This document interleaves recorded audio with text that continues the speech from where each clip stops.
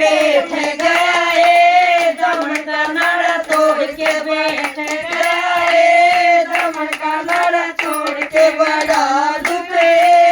यान से भरतार का बड़ा दुख यान से भरतार का ब्याई थी ब्याई क्यों ना हो बाबल थानेदार का ब्याई क्यों ना हो बाबल थानेदार का बड़ा दुख है